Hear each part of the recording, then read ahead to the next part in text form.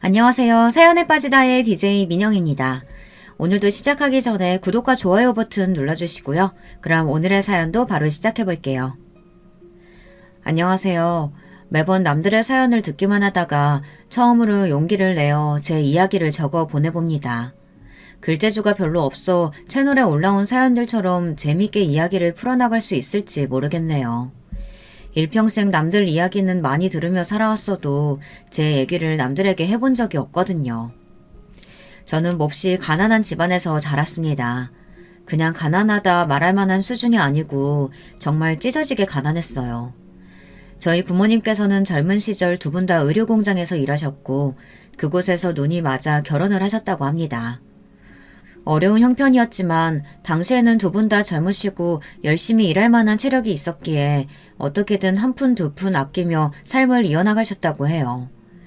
그러나 당연히 두 분이서 공장에서 일해 벌 수 있는 돈은 몹시 적은 금액이었고 형편은 나아질 기미가 보이지 않았다고 합니다. 게다가 두 분은 노쇠하신 할머니까지 모시며 살아야 했기에 더욱더 어려운 형편이었어요. 그런 힘든 환경 속에서도 어머니 아버지께서는 3남매를 낳아 기르셨고 저는 3남매 중에 장녀였습니다. 제가 어렸을 적 살던 집은 아주 낡고 오래된 구옥이었습니다. 아버지가 어렸을 적부터 살아오신 집이었기에 구옥 중에서도 몹시 오래된 편이었어요. 문 사이로 우풍이 들어오거나 쥐나 벌레가 방을 드나들 정도로 열악한 환경이었죠. 하지만 어린 시절에 저는 그런 집에 아무런 불만이 없었습니다. 제가 살던 집이 다른 사람들의 사는 집과는 다르다는 사실을 그때는 몰랐으니까요. 저와 동생들은 학교에 들어갈 나이가 될 때까지 부모님이 일을 나가 계시는 동안 낡은 집에서 아프신 할머니와 함께 지냈습니다. 어린 저와 동생들이 주로 하며 놀았던 놀이는 누가 먼저 곤충을 발견해 잡아오나 그런 것들이었어요. 집 주변의 들판을 뛰어다니며 삐비를 뽑아먹기도 했죠. 혹시 여러분도 삐비를 알고 계시려나요? 시골에선 흔히 볼 수 있는 풀이었는데 요즘은 보기가 많이 힘들어졌다고 하더라고요.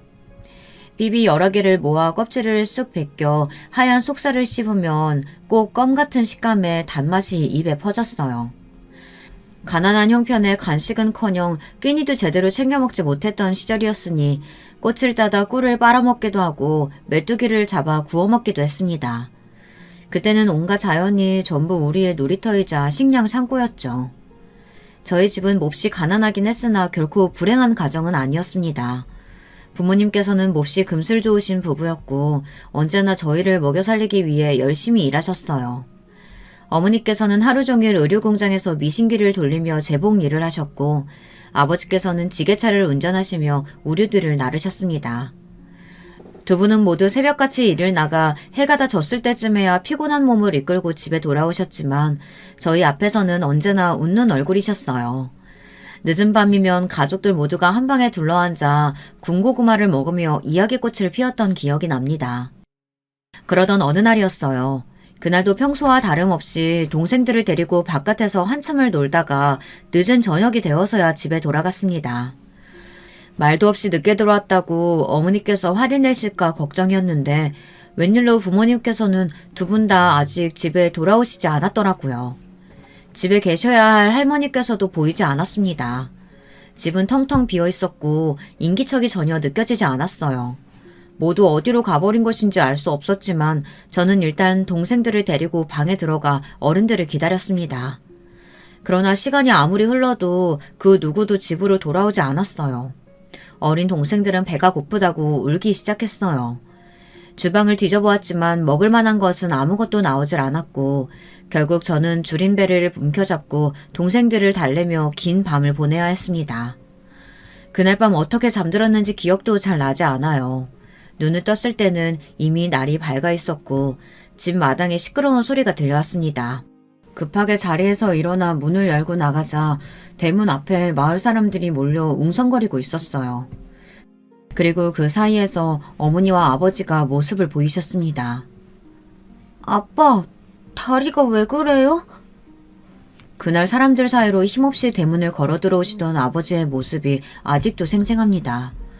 한 팔로는 어머니의 부축을 받고 한 팔로는 목발을 집은 채 걸어오시고 계셨어요. 아버지의 한쪽 다리는 무릎 밑으로 아무것도 보이지 않았습니다. 부모님께서는 두 분 다 몹시 침울한 얼굴이었고 어머니께서는 웅성대는 사람들을 향해 모두 그만 돌아가달라고 소리를 치셨어요. 마루에 걸터 앉으신 아버지께서는 제 물음에 아무런 대답 없이 그저 한숨만을 내쉬셨습니다. 어머니께서는 그런 아버지 곁에서 한참을 아무 말 없이 우셨어요. 어렸던 저는 그 상황이 도무지 이해가 가질 않았습니다. 도대체 무슨 일이 일어났던 건지, 할머니는 어딜 가신 건지, 아버지의 다리는 왜 이상한 모양이 되었던 건지. 그 뒤로 아버지께서는 공장에 나가지 않으셨어요. 매일같이 방에 틀어박혀서 하루 종일 나오지 않으셨죠. 저희와도 아무런 대화를 나누시지 않았습니다. 아버지께서는 완전히 다른 사람이 된 것 같았어요. 밤늦게 공장에서 돌아오신 어머니께서 한참 동안 방 앞에서 차마 아버지를 부르시지도 못하고 서성이시던 모습이 기억에 남아있어요. 그 이후로 저희 집은 온통 침울한 분위기만이 가득했습니다. 그렇게 냉랭한 나날들이 계속되던 어느 날 어머니께서는 할 말이 있다며 저를 부르셨습니다. 지금 살고 있는 집을 팔고 도시로 이사 가려고 한다. 나 혼자 벌어오는 공장 봉급으로는 갈수록 빚만 늘어나고 있는 판국이야. 어린 너한테까지 이런 얘기 다 털어놓게 되어 미안하지만 넌 맞이잡니? 앞으로도 네 아버지가 저런 식이라면 난 더 바빠질 거고 너희한테 신경을 기울일 여력이 없을 거야. 이사 준비부터 시작해서 네가 도와줄 일이 많아. 내가 없을 땐 네가 동생들을 지금처럼 잘 챙겨줘야 돼. 할 수 있겠지? 그렇게 말씀하시는 어머니의 얼굴은 몹시 피곤하고 힘들어 보이셨어요. 저는 애써 고개를 힘차게 끄덕였습니다. 어머니께서는 그런 제게 착하다, 착하다라는 말을 반복하시며 등을 토닥여 주셨어요. 그렇게 저희는 오랫동안 살던 낡은 구옥을 떠나 도시로 이사를 가게 되었습니다. 새로 이사를 가게 된 집은 아주 오래된 빌라의 반지하 단칸방이었습니다. 5 식구가 다닥다닥 붙어 있어야만 겨우 누울 자리가 마련될 정도의 작은 크기였죠. 전에 살던 구옥에서도 비가 오는 날이면 물이 새고 틈만 나면 쥐가 튀어나오곤 했지만 반지하방은 구옥보다도 훨씬 좋지 않은 환경이었습니다. 유일하게 나 있는 창문 바로 앞에는 하수구가 있어 온종일 악취가 진동했고 창문 틈으로 지나다니는 이들과 눈이 마주치는 일이 허다했죠. 대문 너머 반지하로 통하는 문은 제대로 닫히지 않아 숟가락 같은 거를 꼽아 안에서 고정시켜야 하는 구조였습니다. 집도 문제였지만 무엇보다도 이사 후 제가 제일 힘들었던 것은 달라진 주변의 환경이었습니다.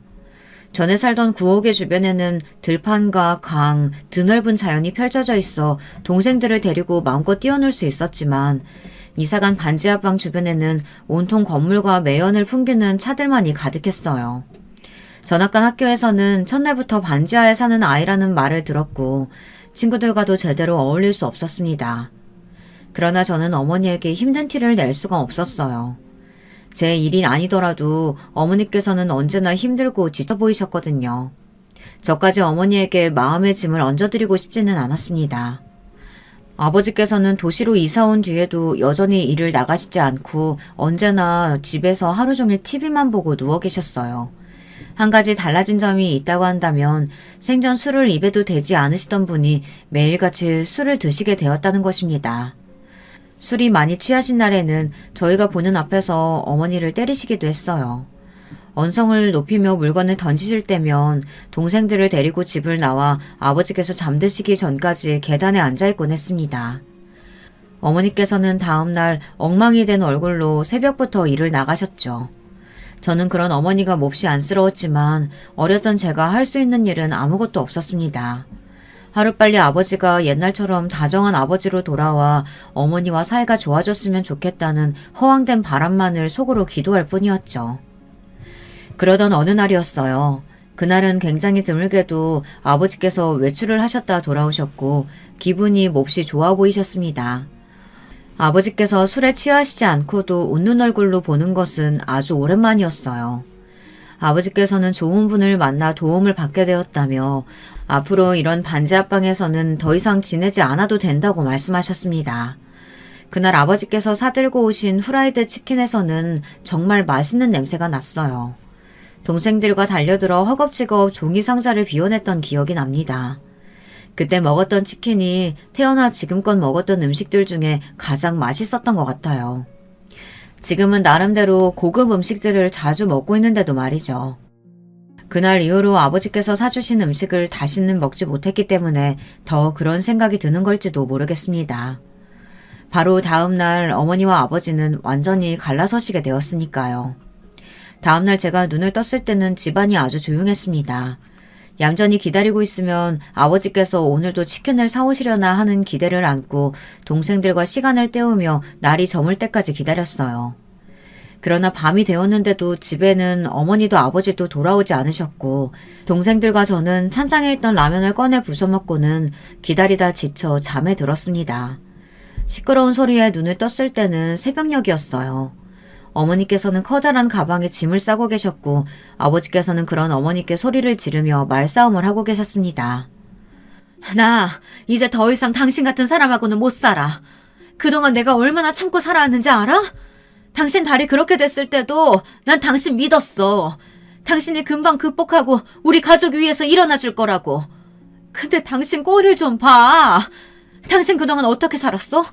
내가 애들 먹여 살리기 위해서 밖에서 온갖 굳은 일 다 하면서 지낼 동안 당신은 집에서 도대체 뭘 하면서 살았냐고. 그 돈 매일같이 내 몸 갈아가며 모았던 돈이야. 애들 학교라도 제대로 보내주고 싶어서 한 푼 두 푼 어떻게는 꾸역꾸역 모은 돈이라고. 어떻게 그 돈을 그렇게 날려버려? 당신같이 한심한 인간을 도대체 누가 도와주겠어? 생각이라는 걸 조금이라도 해봤으면 당신 절대 그런 짓 못했을 거야. 내가 아니라 당신이 모았던 돈이었으면 그렇게 아무렇게나 남한테 줘버릴 생각은 못했을 거라고. 나 정말 참을 만큼 참았어. 애들 봐서라도 그동안 당신하고 살았던 정을 생각해서라도 버텼는데 도저히 이렇게는 못 살겠어. 당신하고 살면 평생 이렇게 시궁창 같은 인생밖에 못 살 거라고. 알아? 이거 놔! 솔직히 말해서 그 당시에는 어머니께서 하시는 말들이 제대로 이해가 되지 않았어요. 그저 어머니께서 아버지께 몹시 화가 나셨구나. 어머니와 아버지가 헤어지려고 하시는구나. 그 정도로만 상황을 파악할 수 있었죠. 나중에서야 들은 이야기지만 아버지께서는 사기를 당하셨다고 합니다. 그것도 어머니께서 저희를 위해 본인 먹는 것, 입는 것을 줄여가며 한 푼 두 푼 모아두었던 돈이라고 했어요. 사기꾼은 아버지께 좋은 사람인 척 접근해 괜찮은 기회가 있다, 투자를 한번 해봐라 제안했고 아버지께서는 그 사기꾼을 껌뻑 믿고 어머니께서 모아두신 돈을 모두 가져다 바쳤다고 합니다. 당연히 사기꾼은 돈을 받자마자 연락이 끊겼고 그대로 종적을 감춰버렸습니다. 그 사실을 알게 되신 어머니께서는 더 이상 아버지와 함께 살아갈 의지와 삶에 대한 희망을 모두 잃어버리셨고 더 이상은 못 참겠다며 짐을 싸서 집을 나가시려던 것이었죠. 저와 동생들은 엉엉 울며 어머니의 바지가랑이를 붙잡고 가지 말라고 떼를 썼어요. 하지만 어머니께서는 저희를 두고 그렇게 집을 나가버리셨습니다. 그 뒤로 며칠간 저는 학교도 나가지 않고 집에서 동생들을 돌봤어요. 어머니께서 집을 나가신 이후로 아버지께서도 한동안 집에 돌아오지 않으셨습니다. 집에는 저와 어린 동생들 뿐이었고 먹을 것이 없었어요. 동생들은 배고프다고 울며 저를 보챘고 저도 등가죽이 배에 달라붙기 직전이었습니다. 결국 저는 같은 빌라에 살고 계시던 집주인 아주머니를 찾아가 자초지종을 설명하고 먹을 것을 얻어왔습니다. 아주머니께서는 사정이 딱해서 도와주기는 하지만 지금도 월세가 많이 밀려있다며 이번 달 안에 월세를 내지 못하면 방을 빼고 나가야 한다고 말씀하셨습니다. 너희 부모님 혹시 너희 버리고 도망간 건 아니지? 확실히 돌아오기는 하는 거지? 하는 아주머님의 물음에 괜시리 당연하죠!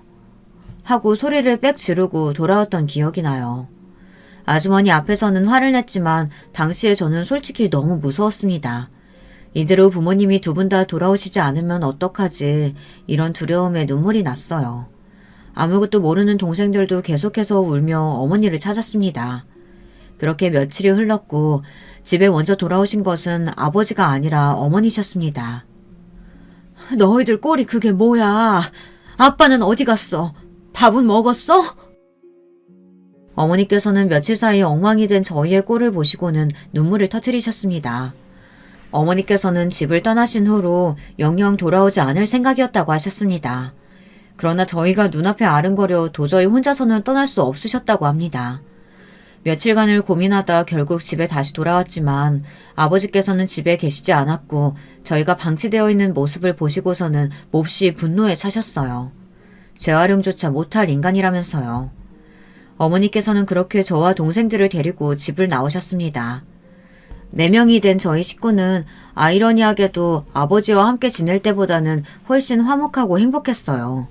물론 새로 구한 집도 여전히 오래된 빌라의 단칸방이었고 형편도 넉넉치는 않았지만 매일같이 방에 들어누워 술을 마시거나 물건을 던지시며 욕을 하시던 아버지가 사라진 집안은 몹시 평화로웠습니다. 어머니는 여전히 아침부터 저녁까지 저희를 먹여 살리시기 위해 일을 하시느라 바쁘셨기에 집안일을 온전히 저의 몫이었어요. 저는 학교를 다니면서도 집안 청소며 빨래, 동생들의 뒷바라지를 모두 도맡아 했습니다. 그렇게 시간이 흘러 저는 고등학생이 되었고 그날 평소보다 조금 일찍 집에 돌아오신 어머니께서는 드물게도 혼자 술잔을 기울이셨습니다. 그런 어머니의 맞은편에 앉아 오늘 밖에서 무슨 일 있으셨냐며 조심스레 물었어요. 그러니 어머니께서는 한숨을 쉬시며 잠시 뜸을 들이셨어요. 그러다 입을 여셨죠. 오늘 연락받았는데 네 아빠가 죽었대. 간암에 걸려서 죽었다고. 그렇게 술을 마셔대더니 내 그럴 줄 알았다. 갑작스러운 소식에 저도 기분이 이상했어요. 분명 아버지를 많이 원망하기는 했지만 그래도 어린 시절에 아버지와 함께했던 좋은 기억들도 조금은 남아있었으니까요. 뭐라고 대답을 해야 할지 망설이던 차에 술잔을 기울이시던 어머니께서 다시 이야기를 시작하셨습니다. 그날은 유난히 날씨가 덥던 여름날이었어. 미신기를 돌리는데 땀이 뚝뚝 떨어져서 옷감이 젖을 정도였지. 공장 안은 완전히 찜통이었어. 환기구가 돌아가곤 있었지만 시원하기는커녕 완전히 뜨거운 바람만이 불었다. 몹시 다들 지쳐 있었어. 멍하니 미신기를 돌리고 있는데 갑자기 바깥쪽에서 커다란 소리가 났어. 뭔가 무거운 것이 바닥에 떨어지는 듯한 소리였고 사람들이 웅성거리는 소리가 이어졌다. 바깥에서 무슨 사고가 났나 싶었지만 그건 나와 별 상관없는 일이었어. 당시에 나한테는 할당량을 빠르게 채우고 너와 네 동생들이 기다리고 있는 집으로 돌아가는 일이 더 중요했으니까. 그러나 곧 어떤 일꾼이 내게 다가와서 네 아빠 이름을 말하며 그 사람 부인이 맞냐고 물어오더라. 그렇다 대답하니까 빨리 나와보라고 내게 손짓을 했어. 어안이 벙벙해서 그 사람을 따라갔지. 그렇게 나간 바깥에서는 바닥에 쓰러져 있던 사람을 여러 일꾼들이 둘러싸고 있었고 바닥에 누워있던 사람은 다름 아닌 네 아빠였다. 네 아빠의 한쪽 다리가 완전히 짓뭉개져 있었어. 철제 박스가 네 아버지 위로 쓰러졌고 미처 피하지 못했던 그 사람은 한쪽 다리를 잃고 만 거야. 그날은 정말 더웠고 온몸에 땀이 비오듯이 나더구나. 눈앞의 풍경이 실제인지 환상인지 분간이 가지 않았어. 머리가 핑 돌고 그대로 바닥에 쓰러지고 말았지. 눈을 떴을 때는 병원이었어. 이미 네 아버지는 수술을 마친 뒤고 다리가 있어야 할 곳은 텅 비어있더구나. 소식을 듣고 병원에 달려오신 어머님께서는 충격에 쓰러지셨고 그렇게 쓰러지신 후 다시는 일어나지 못하셨어. 그렇게 허무하게 돌아가셔 버린 거지. 한쪽 다리를 잃은 네 아빠를 부축한 채 집에 돌아오는데 너무나 앞길이 막막하더구나. 너희에게 이 상황을 어떻게 설명해야 할지도 모르겠고 어머니의 죽음을 슬퍼할 겨를도 없었고 너도 알다시피 그날 이후로 네 아빠는 완전히 다른 사람처럼 변했다. 무슨 일이 있어도 언제나 밝고 긍정적이었던 사람이었는데 어떤 고난과 어려움이 있어도 함께 헤쳐나가자 얘기하던 사람이었는데 완전히 다른 사람이 됐어. 다른 사람들이 자기를 다리병신이라고 손가락질한다고 생각했고 나에게도 매번 공격적인 말투였다. 당신도 속으로 날 비웃고 원망하고 있는 거 다 안다고. 난 항상 아니라고. 당신 믿고 있다. 우리는 이겨낼 수 있다. 그렇게 그 사람을 응원해 주었지만 아무 소용없는 일이었어. 네 아버지는 점점 사람들 앞에 나서는 걸 두려워하고 있었고 피해의식에 사로잡혀 있었다. 생전 술이라면 입에도 대지 않던 사람이 매일같이 술을 마시며 폭력을 쓰기 시작했어. 처음 몇 번은 참았지만 너희들 앞에서도 손을 휘두르니 너무나 괴롭더구나. 몇 번이고 진지하게 이야기를 꺼내봤지만 네 아버지는 더 이상 예전의 그 사람이 아니었다. 매일매일 지옥이었다. 그렇지만 난 너희를 보며 버텨냈어. 비록 나는 시궁창 같은 인생을 살고 있어도 너희들에게만은 이런 인생이 아닌 다른 인생을 살게 해주고 싶었다. 그래서 허리띠 죽어라 졸라매며 돈을 모았어. 한 푼, 두 푼 식당 일하며 청소 일하며 닥치는 대로 모든 일을 하며 모았지. 그렇게 몇 년간 죽을 힘을 다해 모은 돈이었어. 그런데 네 아버지가 한순간에 그걸 날려먹은 거야. 그 사기꾼은 투자를 하면 돈을 몇 배로 다시 돌려주겠다고 호언장담했고 네 아버지는 순진하게도 그 말을 모두 믿고 통장을 가져다 바치고 보증까지 섰다. 사기꾼은 그 모든 걸 받고 종적을 감췄고 그 사실을 알게 된 순간 난 정말 죽고 싶은 마음뿐이었어. 지금껏 어떻게든 버티며 꾸역꾸역 살아온 내 인생, 내 모든 세월이 부정당하는 기분이었다. 그렇게 집을 나갔고 실은 그날 목숨을 끊을 생각이었지. 근데 너랑 네 동생들 얼굴이 눈앞에 아른거려서 도저히 혼자서는 죽을 수가 없더구나. 너한테는 항상 미안한 마음뿐이다. 내가 힘들다는 핑계로 네게 너무 무거운 짐을 지은 거 다 알고 있다. 내게는 평생 사죄해도 모자라. 네가 도대체 무슨 죄가 있겠어. 나 같은 못난 부모 둔 것이 죄라면 죄겠지. 도무지 너를 볼 낯이 없구나. 그렇게 어머니는 제 앞에서 한참을 오열하셨습니다. 저도 그런 어머니의 말씀에 눈물이 왈칵 쏟아졌어요. 어머니께서는 제게 아무런 죄가 없다고 하셨지만 그러는 어머니께서는 무슨 죄가 있으셨겠어요. 그저 사랑하는 남편을 믿고 결혼을 하고 아이를 낳고 있는 힘껏 최선을 다해 열심히 살아오셨을 뿐인데 저는 어머니가 전혀 원망스럽지 않았습니다. 오히려 너무 안쓰럽고 죄송스러운 마음뿐이었어요. 그리고 지금껏 어머니께서 조금이나마 마음의 짐을 더실 수 있도록 더 열심히 어머니를 돕고 동생들 뒷바라지를 하며 살아왔습니다. 저는 비록 대학교에 진학하지 못했지만 동생들만은 많이 배우기를 바랬고 고등학교를 졸업한 후 낮에는 마트에서 계산원 일을, 밤에는 청소 일을 했어요. 몸은 몹시 고되고 힘들었지만 동생들이 좋은 대학에 진학하는 모습을 보며 너무나 행복했습니다. 당시의 제 삶은 언제나 저보다는 어머니 그리고 동생들이 먼저였어요. 저의 행복보다는 가족들의 행복이 우선이었고 저는 배고프더라도 동생들은 하나라도 더 먹이고 싶은 마음이었습니다. 어머니께서는 그런 저에게 언제나 미안한 마음을 가지고 계셨기에 동생들도 모두 대학에 진학했고 자기 앞가림은 스스로 할 수 있는 나이가 되었으니 이제는 너도 네 삶을 더 돌보라고 말씀하셨어요. 그러나 막상 저 스스로를 돌보려고 하니 뭐부터 시작해야 할지 잘 모르겠더라고요. 저는 지금껏 살아오며 여유니 즐거움이니 그런 것들을 즐겨본 적이 없었으니까요. 안녕하세요. 요즘 날씨가 참 덥죠. 뵌지는 꽤 오래됐는데 인사를 드리는 건 처음이네요. 그런 제 삶에 나타났던 즐거움은 다름 아닌 저희 남편이었습니다. 남편과 처음 만난 것은 제가 일하던 마트에서였어요. 남편은 마트에 식자재를 배달하던 트럭 기사였고 더운 날씨에 남편이 제게 음료수를 나눠주며 우연히 이야기를 나누게 되었습니다. 남편과 저는 비슷한 점이 참 많은 사람이었어요. 남편도 저처럼 아주 어려운 환경에서 자라온 사람이었고 어렸을 적부터 홀어머니를 모시고 살아왔다고 했습니다.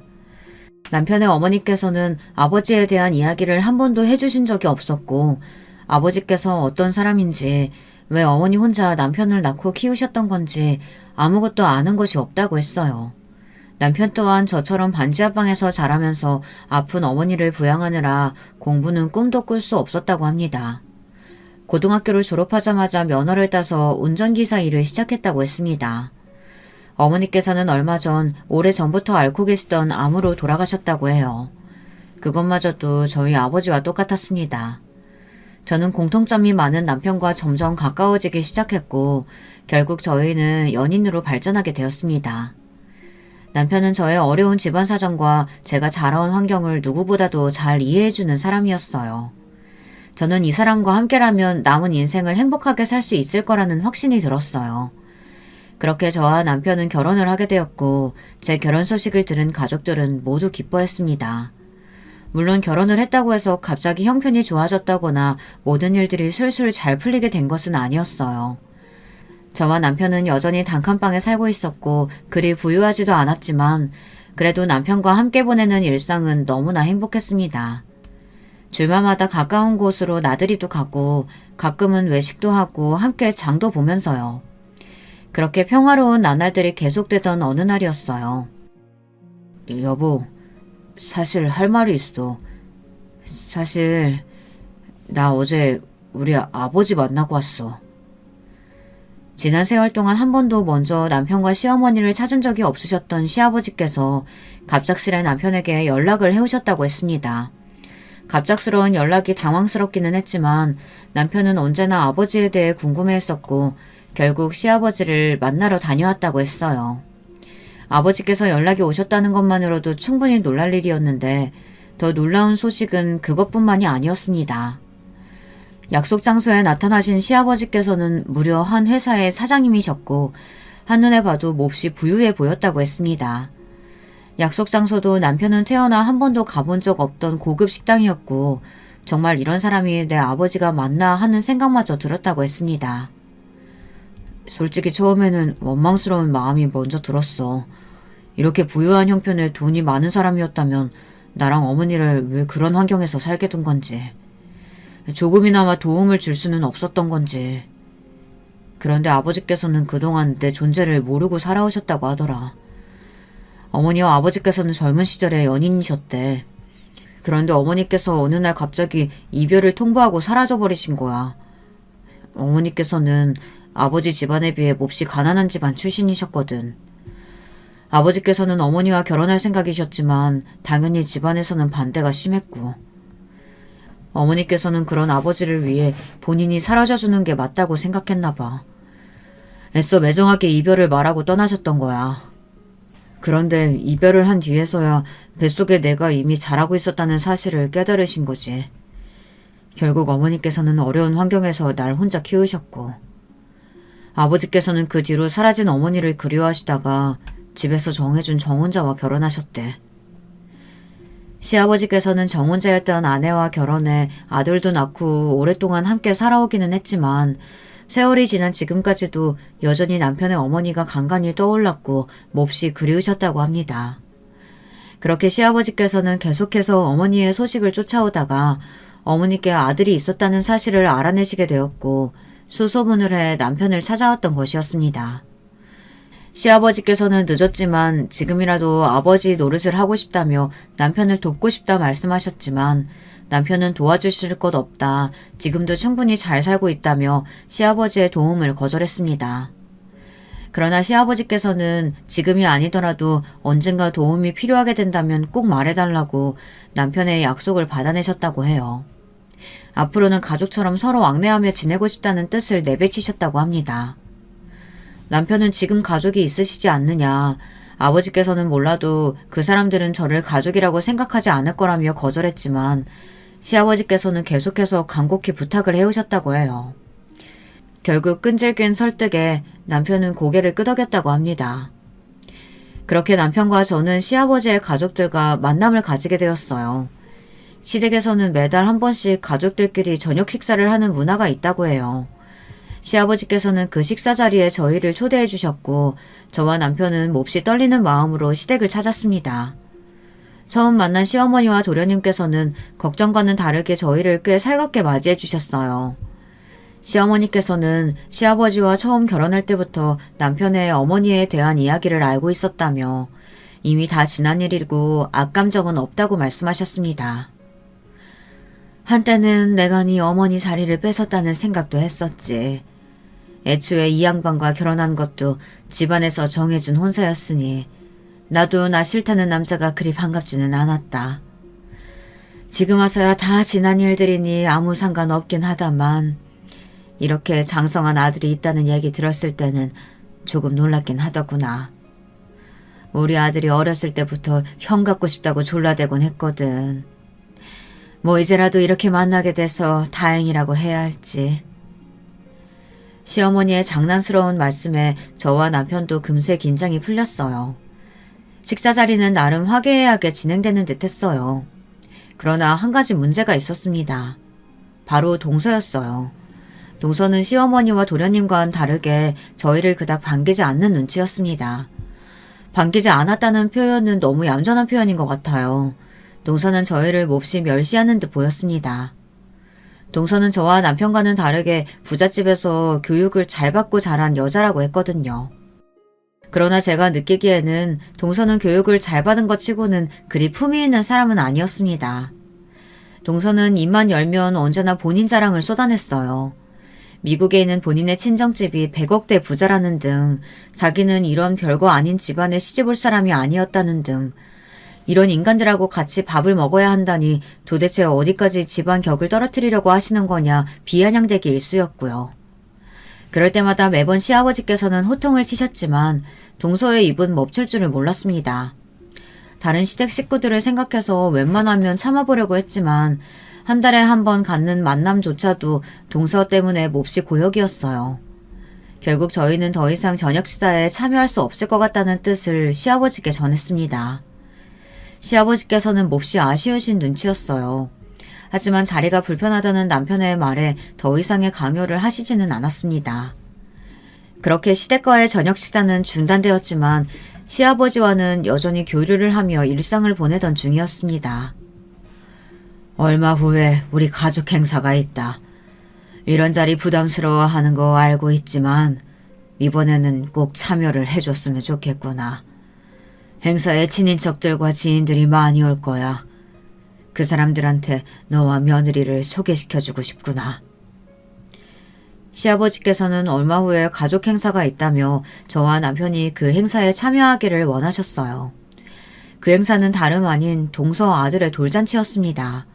다른 것도 아니고 동서와 관련된 행사라니 솔직히 말해서 썩 내키지는 않았어요. 저녁 식사를 중단한 이후 시아버지께서 몹시 섭섭하신 눈치였기에 이번마저 시아버지의 청을 거절할 수 없어 결국 행사에 참여하겠다 답을 드렸습니다. 동서의 돌잔치는 장소부터 몹시 고급스러운 호텔이었고 생전 그런 호텔을 찾아가 본 적이 없었으니 옷차림부터 격식까지 여러 면에서 걱정이 많았습니다. 남편과 함께 큰맘 먹고 아울렛에 가서 좋은 옷도 한 벌씩 사입고 그래도 축의금을 내기는 해야 할 것 같아 깨끗한 돈으로 10만 원을 마련해 봉투에 넣어갔습니다. 본인 입으로 100억대 부자라는 동서의 눈에 10만 원이 어디 돈처럼 보이기나 하겠냐마는 저희 형편으로는 나름대로 신경을 쓴 수준이었어요. 그렇게 시간이 흘러 동서 아들의 돌잔치 날이 되었고 저와 남편은 떨리는 마음으로 호텔을 향했습니다. 돌잔치장 입구 앞은 누가 봐도 비싸고 좋은 옷을 입은 사람들로 가득했고 저와 남편은 낙동강 오리알처럼 그 사람들 사이에 어색하게 서 있었습니다. 축의금을 받는 것처럼 보이는 곳이 있길래 조심스레 다가가 봉투를 내밀며 액수를 적으려는데 저희 말고 다른 사람들은 모두 입이 떡 벌어지는 액수를 냈더라고요. 무슨 아이 돌잔치에 그렇게까지 많은 돈을 쓰는지 저와는 너무 다른 세계같이 느껴졌습니다. 차마 10만 원이 들어있는 봉투를 내밀 수 없어 그 앞에서 쭈뼛쭈뼛 망설이던 차였어요. 그런 저희가 남들이 보기에도 몹시 이 자리와는 어울리지 않는 사람들이었는지 갑작스레 정장을 입은 사람들이 저와 남편 옆으로 다가왔습니다. 당신들 오늘 행사와 관련된 사람들 맞습니까? 초대장 있어요? 네? 초대장이요? 그런 거 없는데. 저희 오늘 행사하는 사람들 가족이에요. 아이 아빠가 이 사람 동생이거든요. 동서.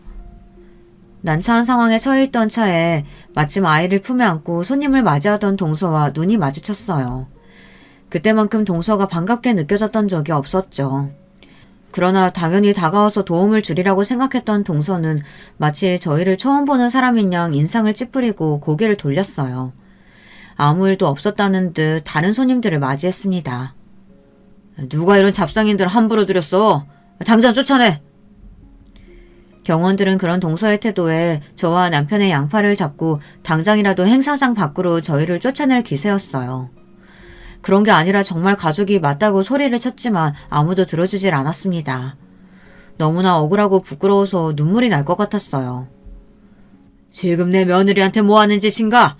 당장 내려놓지 못해? 갑작스러운 시아버지의 호통에 저희를 끌고 가려던 경호원들은 모두 놀라 손을 내려놓았습니다. 큰 소리에 행사장 안에 있던 모두가 저희를 주목하고 있었어요. 시아버지께서는 몹시 무서운 표정으로 성큼성큼 저희 앞으로 다가오시더니 아이를 안고 있던 동서의 뺨을 거세게 올려치셨습니다. 짝 하는 큰 소리가 호텔 로비에 울렸고 돌잔치에 찾아온 손님들은 모두가 깜짝 놀라 입을 틀어막았습니다. 그동안 네가 오만방자하게 구는 걸 전부 참고 넘어갔지만 더 이상은 안 되겠다. 어디서 이 많은 사람들 앞에서 내 아들 부부를 잡상인 취급을 해? 네가 뭐가 그리 잘났다고 이리 의면수심 구는 거냐? 아버님, 지금 뭐 하시는 거예요? 제가 저 사람들에 비하면 잘났죠. 저런 못 빼어먹은 집 사람들하고 저를 어떻게 비교하세요? 미국에 계시는 저희 부모님께서 제가 뺨 맞은 걸 아시면 가만히 있지 않으실걸요. 너라는 애는 아주 입만 열면 거짓말이구나. 내가 그동안 정말 몰라서 네 거짓말 눈 감아준 줄 알아? 네? 아버님, 그게 무슨 말씀이세요? 저희 부모님은 미국은 무슨! 시끄럽다! 이 많은 사람들 앞에서 더 망신당하고 싶지 않으면 당장 둘한테 제대로 사과해라. 시아버지의 말에 기세등등했던 동서의 얼굴이 새파랗게 질리더라고요. 주변에 모두가 저희들을 바라보고 있었고 동서는 입술을 꾹 깨물고는 저희 앞에 다가와 고개를 숙였습니다. 형님, 죄송합니다. 제가 잠시 사람을 헷갈렸던 것 같아요. 일부러 그랬던 건 아니에요. 제가 흥분해서 말실수했어요. 용서해 주세요. 어째 여기서 제일 못 빼어먹은 건 너 같구나. 말하는 꼴하고는. 동서의 사과에도 시아버지께서는 불만이 가득한 표정이었어요. 하지만 돌잔치가 시작될 시간이었고 결국 사건은 그렇게 일단락되었습니다. 그 뒤로 동서는 저와 남편을 대하는 태도가 180도 변했습니다. 전에는 걸핏하면 못 배워먹었네 어쩌네, 가난한 집안 출신은 이래서 안 되네 하며 시비를 걸어오더니 갑작스럽게 형님 하며 친한 척을 해오더라고요. 이제 와서 동서와 친하게 지내고 싶은 마음도 전혀 없었고 무슨 이유에서인지 갑작스레 살갑게 굴어오는 모습이 오히려 더 불편하게 느껴졌습니다. 동서가 먼저 말을 걸어올 때마다 저는 언제나 칼같이 이야기를 잘랐어요. 동서는 그런 제 태도가 마음에 들지 않는 듯 했습니다. 저랑 얘기 좀 해요, 형님. 도대체 뭐가 문제예요? 제가 얼마나 더 형님 비위를 맞춰드려야 하는데요. 이만큼 했으면 됐잖아요. 이래서 못 사는 사람들은 안 된다니까. 정도가 없어, 정도가. 고집이 왜 그렇게 세요? 없이 살았으면 자존심이라도 접을 줄 알아야죠. 아버님이 좀 예뻐하시니까 눈에 뵈는 게 없으세요? 그쪽 남편만 아들이에요? 저희 남편도 똑같은 아버님 아들이에요. 그것도 정실 부인 아들이요. 당신네들 같은 종자랑은 비교가 안 된다고요. 동서, 갑자기 무슨 말인지 모르겠네. 없이 살았으면 자존심이라도 접을 줄 알아야 한다니. 내가 언제 동서 앞에서 자존심 부린 적 있어? 오히려 그건 내가 하고 싶은 말이야. 동서야말로 자존심 좀 그만 부려. 부잣집에서 좋은 교육받고 자랐다는 사람이 왜 그렇게 품위가 없어?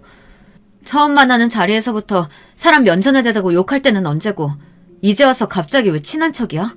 뭔가 캥기는 거라도 있는 모양이지? 뭐예요? 내가 캥기는 게 뭐가 있다고 그래요? 모 눈에는 뭐만 보인다더니 어이가 없어서.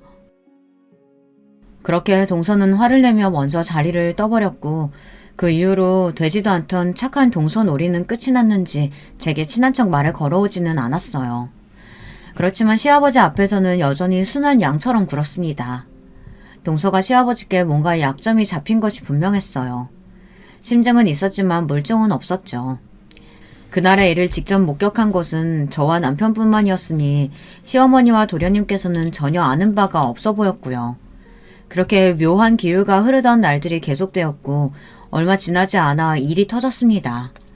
그날은 시아버지의 생신이었고 가족들은 물론 회사 사람들이 모두 모여 생신 기념 피로연을 열었습니다. 시아버지께서는 지난 가족 행사에서 저와 남편을 제대로 소개시키지 못했다며 이번 행사에서는 정식으로 인사를 시키겠다고 말씀하셨어요. 남편은 조금 부담스러워하는 눈치였어요. 그러나 시아버지께서 완고하셨고 결국 행사 중간에 남편을 옆으로 불러 세우셨어요. 여러분, 제가 얼마 전에 찾게 된 저희 장남입니다. 오랜 세월 동안 존재조차 모르고 있다가 이제야 만났죠. 저와 쏙 빼닮지 않았습니까? 하하하, 정식 소개가 늦었네요. 옆에는 제 첫째 며느리입니다. 이제 한 가족이나 다름없는 사람들이니 잘 부탁드립니다. 남편과 저는 어색하게 웃으며 연회장 안의 사람들과 인사를 나눴어요. 동서는 그 모습을 몹시 아니꼽게 바라보고 있었죠. 인사가 끝나갈 때쯤 시아버지께서는 저희 앞으로 처음 뵙는 남자분을 데려오셨습니다. 이쪽은 내 오랜 친구. 미국에서 지내시다 오랜만에 한국 들어와서 얼굴도 볼 겸 초대했네. 아, 그러고 보니 우리 둘째 며느리랑은 아는 사이일지도 모르겠구만. 자네가 강의하는 그 대학 출신이거든. 그래? 한인 동문회에서 본 적이 없는데 무슨 과라고 했었지? 내 주변에 아는 사람이 있을지도 모르겠네. 그러니까 제가 학교 다닐 때 당시에 좀 바빴거든요. 네, 많이 바빴죠. 그리고 한인들보다는 외국인들하고 주로 어울리기도 했고요. 제가 미국에서 태어나서요. 한인 동문회 같은 게 있었나요? 전 들어본 적이 없는데요. 그리고 전공은 경영학, 문학이었어요. 문학과였죠. 동서는 갑작스러운 시아버지 친구분의 물음에 몹시 당황한 눈치였고 버벅거리며 제대로 대답을 하지 못했습니다. 필요한 자리에 참석했던 사람들은 모두 그런 동서를 보며 의아한 얼굴이었어요. 한인 동문회를 들어본 적이 없다니? 문학과? 우리 대학엔 그런 과가 없는데 뭔가 잘못 알고 있는 거 아닌가? 제가 헷갈렸네요. 제가 나온 대학은 그 대학이 아니라 그 대학 바로 옆에 있던... 그만하면 충분하다. 도대체 언제까지 그 웃기지도 않은 연극을 할 생각이냐? 네 입으로 먼저 모든 거짓말 밝히고 사과하면 조금이라도 아량을 베풀어 주려고 했더니만. 네가 외국 대학은커녕 고등학교 졸업도 못했다는 사실 다 알고 있다. 부모님이 미국에 계신 게 아니라 오래전에 돌아가셨다는 사실도. 아버님... 그럼 아버님께서 일부러 이 사람 데려오신 거예요? 절 곤란하게 만드시려고요? 널 곤란하게 만든 건 내가 아니라 스스로겠지. 하나부터 열까지 거짓말로 우릴 속여놓고 어디서 뻔뻔하게 언성을 높여? 오늘부로 너는 내 며느리도 뭣도 아니다. 당장 이 자리에서 나가! 필요한 자리는 그렇게 엉망이 되었고 시아버지와 동서의 대화를 들은 도련님과 시어머니께서도 몹시 충격을 받으신 듯 했습니다. 알고 보니 100억대 부자라던 동서의 친정은 애초부터 존재하지도 않았던 겁니다. 동서는 저와 남편처럼 어려운 집안 출신이었고 몹시 가난한 어린 시절을 보냈다고 합니다. 가난이 지긋지긋했던 동서는 부모님이 돌아가신 후 미국에서 혼자 한국으로 공부하러 온 부자 학생인 척 가짜 자료들을 만들어 신분을 속였습니다. 동서는 위조한 자료들로 여러 집안 자제들과 선을 받고 그러다 도련님을 만나게 되어 가짜 신분으로 결혼까지 했습니다. 시아버지께서는 결혼 후 얼마 지나지 않아 그 사실을 알게 되셨다고 했어요.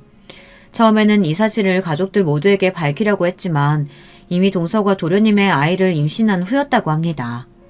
동서가 뻔뻔하게 거짓말을 할 때마다 속으로는 기가 차셨지만 시아버지께서는 분란을 만들어 가족의 평화를 해치고 싶지 않으셨다고 했어요. 그러나 동서는 날이 갈수록 거만해졌고 아들을 낳고 난 후로는 더더욱 유세가 심해졌다고 합니다. 시아버지께서는 점점 그런 동서가 거슬리셨고 그런 시아버지의 거슬림에 정점을 찍었던 것이 바로 돌잔치에서의 사건이었죠. 그 뒤로 시아버지께서는 동서의 콧대를 크게 눌러줄 계획을 벼르고 계셨다고 합니다. 출신을 속여 결혼한 것이 모두에게 들통난 동서는 그 뒤로 얼굴을 들고 다니지 못하게 되었습니다. 당연히 도련님과는 이혼 절차를 밟게 되었고요. 아직 어린 동서의 아들에게는 좀 안 된 일이었지만 오히려 이혼이 빠를수록 아이가 엄마를 기억하지 못할 테니 오히려 좋은 일이라 볼 수도 있었죠. 도련님께서는 어쩐지 그동안 동서가 이상한 낌새를 자주 보였다며 혀를 찼습니다. 미국에서 살고 왔다는 사람이 어렸을 적 추억 얘기를 전혀 못할 때부터 의심을 했어야 하는데 그저 시간이 오래 지나서 생각이 잘 나지 않을 수도 있다고만 생각했어요. 돌이켜보면 이상한 점이 많았었는데 왜 한 번도 깊게 알아볼 생각을 하지 않았는지. 동서는 친정이 몹시 부자라고 큰소리를 쳐놓고 혼수조차 제대로 해오지 않았었고 해외 자금이라 처리하는 데 시간이 많이 걸린다면서 돈에 관련된 이야기가 나오면 차일피일 미루기만 했었다고 합니다. 아는 사람의 소개로 시작된 선자리였기에 도련님께서는 조금 의문스럽게만 생각했지 동서의 모든 것이 가짜일 것이라고는 상상도 해보지 못했다고 했어요.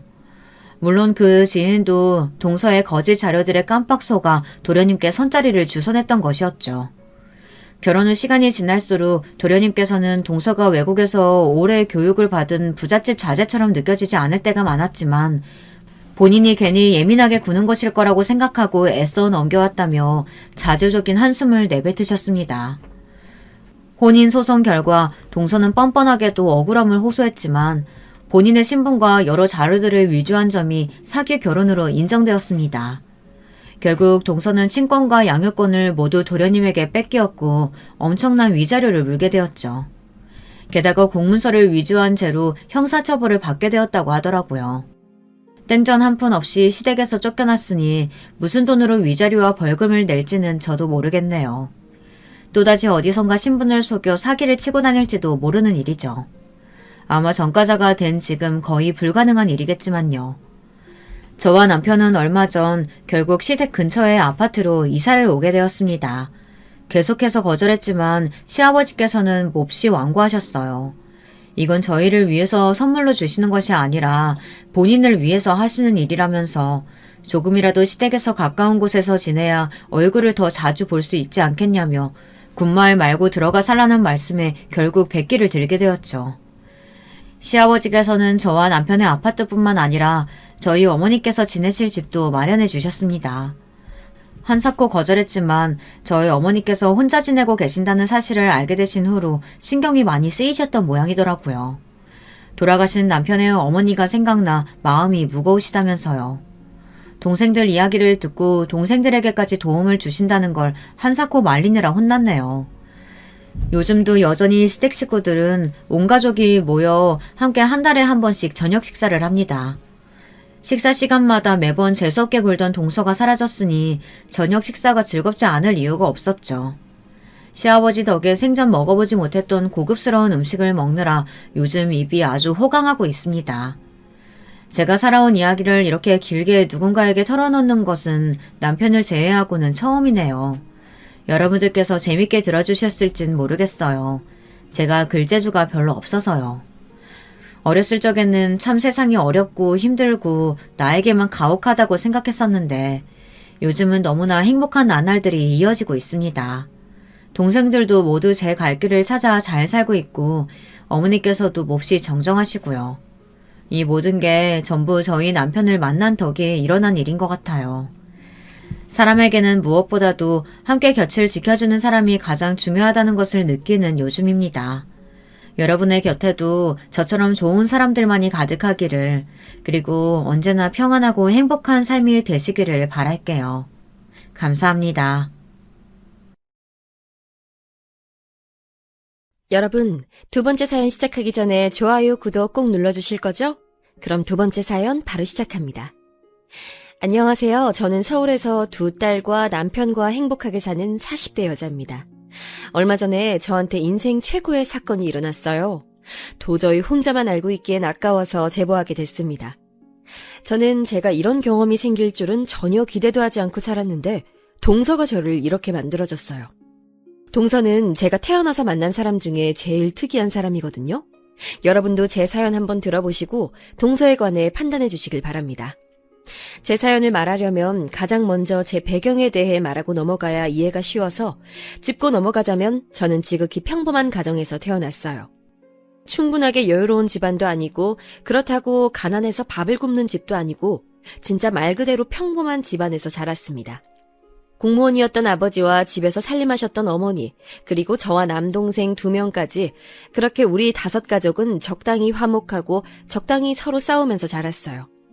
남동생들이 저와 나이가 그렇게 터울이 많지 않아 어린 시절을 생각하면 셋이 놀이터에서 하도 놀아서 온몸이 흙으로 덮였던 기억이 납니다. 여자 형제가 없어서 다소 과격했던 저는 하필 나이도 첫째라 동생들을 통솔해야 해서 성격이 어렸을 때부터 장난 아니었대요. 제 기억 속에는 없는데 엄마 말로는 동생들을 괴롭히면 제가 집에서 누워있다가도 일어나서 직접 괴롭힌 아이들을 찾아가서 응징해줬다고 하더라고요. 그 덕분인지 남동생들과는 지금까지도 그렇게 막 사이가 나쁘진 않습니다. 셋이 싸우기도 많이 싸우고 잘 맞을 때는 최고의 친구로 학창시절을 보냈어요. 아버지는 무뚝뚝하셨는데 그래도 우리 가족에겐 나름 다정한 면이 있으셨습니다. 특히 제가 혼자 여자라고 남동생들 몰래 용돈을 더 주시기도 하고 큰딸이 최고라고 저를 많이 예뻐하셨어요. 무뚝뚝한 성격에 말이 많진 않아도 우리를 사랑하는 마음 하나는 최고였습니다. 그렇게 속을 알 수 없는 아버지와 달리 어머니는 3명의 자식들을 한마디로 조용히 시키시는 분이셨어요. 흔히 말하는 대장부 같은 어머니는 어디 가서 당하고 살지 않던 분이었는데 덕분에 남동생들과 저는 사춘기도 조용히 넘어갈 정도였습니다. 그래서 제가 성인이 되기 전의 기억은 그냥 진짜 평범한 대한민국의 일반적인 가정이었어요. 영화에 나오는 것처럼 유난스럽게 화목하진 않아도 적어도 콩가루 집안이거나 불행이 집에 크게 찾아오거나 그러지도 않았습니다. 친척들 간의 문제도 전혀 없었는데 양가 어른들 특징이 다들 조용하시고 문제를 만들기 싫어하는 분들이라 친척 갈등도 없이 지나갔어요. 그러다 제 인생이 바뀌는 계기가 있었는데 정확히 말하자면 제 인생이 아니고 우리 가족 전체의 인생이 바뀐 계기가 있었습니다. 우리는 지방에 있는 광역시에서 살고 있었는데 어머니가 부동산에 굉장히 관심이 많으셨거든요. 상당히 사교적이고 활발한 성격의 어머니는 모임이 유독 많으셔서 우리 3남매의 친구들 모임도 있었고 같은 지역 엄마들과의 모임과 아버지 회사의 아내들 모임 등 사회활동이 아주 많으셨습니다. 그러다 어떤 모임에서 부동산 얘기가 나와서 어머니가 그때부터 부동산에 관심을 크게 가졌는데 정말 너무 운이 좋게 제가 딱 대학에 입학했을 때 우리 집 재산이 2배로 늘어났어요. 엄마가 투자한 게 적절한 시기에 빛을 받고 덕분에 우리 3남매는 대학을 가서 등록금 걱정을 전혀 하지 않아도 됐습니다. 그리고 몇 년이 지나자 등록금 걱정뿐만이 아니고 용돈 걱정도 하지 않아도 될 정도로 어머니의 선구안은 빛을 발하게 됐어요. 어머니가 부동산으로 성공하자 아버지도 어머니를 전적으로 의지해서 두 분이 전문적으로 땅을 보러 다니시더니 우리 집은 금세 남들보다 더 많이 여유롭게 살 수 있게 됐죠. 어머니는 아파트 명의는 거짓말을 하지 않는다고 대학생인 저에게 명의 이전을 시켜주어 저는 졸업도 하기 전에 아파트가 생기기도 했어요. 덕분에 해외여행도 많이 다니고 생활비 걱정 없이 대학 생활을 보내서 아주 감사한 마음을 가졌습니다. 확실히 집에 여유가 생기니 가족들 사이도 더욱 좋아져 우리 5은 여행도 자주 다니고 돈독해졌어요. 그러다 제가 딱 졸업하기 직전에 엄마는 사업을 하나 시작하셨습니다. 워낙 꾸미는 걸 좋아하고 잘하는 엄마는 화장품 사업을 하고 싶다고 진지하게 여기저기 상담을 다녔어요. 본인이 번 돈으로 사업을 한다니까 당연히 응원하면서도 한편으론 걱정되어 아버지와 저도 주변에 많이 물어보면서 정보를 얻었습니다. 아예 뭐라도 있던 회사를 인수하는 것이 아니고 엄마는 처음부터 자신의 회사를 만들고 싶어 하셔서 옆에서 제가 도울 수 있는 것들은 다 도와줬어요. 그러면서 자연스럽게 졸업하고 회사에 나가 일을 많이 도와줬는데 사업도 다 운이라고 하잖아요. 마침 엄마의 회사는 때를 잘 타서 예상보다 큰 수익을 가질 수 있었습니다. 그 모습을 보고 우리 이모는 엄마 사주가 돈줄을 쥐고 태어난 사주라 그렇다고 하던데 저는 엄마가 얼마나 고생하고 많이 신경 썼는지 아니까 오히려 잠도 자지 않고 매진하는 엄마가 안쓰러웠어요. 그래서 더욱 도울 수 있는 것들은 도왔는데 예를 들어 공장에 가거나 거래처에 갈 때 엄마가 운전에 미숙하셔서 대신 운전도 하고 엄마 비서처럼 식사도 챙기고 했습니다. 회사가 커지면서 직원들 채용도 했는데 면접에도 들어가고 제가 마침 대학 전공이 회계여서 전공을 살려 엄마를 많이 도와줬어요. 엄마는 그런 제가 고맙고 기특하다고 저를 회사 임원이라고 말하고 다니셨죠. 그러다 아버지도 퇴직하시고 엄마 회사에 소일거리를 하러 나오셔서 거의 온 가족이 엄마의 회사를 위해 일했다고 해도 과언이 아니랍니다. 동생들도 힘을 써야 하는 일이 생기면 나와서 도왔고 아무래도 처음부터 끝까지 다 알아서 해야 하는 게 사업이라 이렇게 5명이 매진해도 가끔은 벅차기도 했어요. 그렇게 일하다 보니 저는 어느새 결혼 정년기가 됐는데 그때 사귀던 남자친구가 있긴 했습니다. 대학생 때부터 사귀던 남자였는데 저는 그 남자친구와 결혼하려고 생각하고 있었어요. 그런데 믿었던 남자친구에게 배신을 당하게 됐는데 우리가 같은 학교여서 겹치는 지인이 매우 많았습니다. 어느 날 동기가 저에게 기니 할 말이 있다고 저를 불러서 약속 장소에 나갔는데 믿을 수 없는 말을 듣게 됐어요. 얘 미주야, 네 남자친구 요즘 술자리에 나오면 자기 땡 잡았다고 얼마나 난리치는 줄 알아? 돈 보고 결혼하는 거라고 사람들 앞에서 하도 입을 털어서 내가 다 민망하더라. 넌 바빠서 모르는 것 같아서 알려주는 거야. 이따 술자리 또 있으니까 올 수 있으면 몰래 와봐. 처음 동기의 말을 듣고 저는 동기가 저를 놀리는 줄 알았습니다. 그도 그럴 것이 남자친구는 저에게 진짜 지극정성이었고 말 그대로 헌신적인 사람이었어요. 저를 오래 봐온 중고등학교 친구들도 남자친구 잘 만났다고 하고 당연히 우리 부모님과 심지어 동생들도 많이 봤던 사람이었습니다.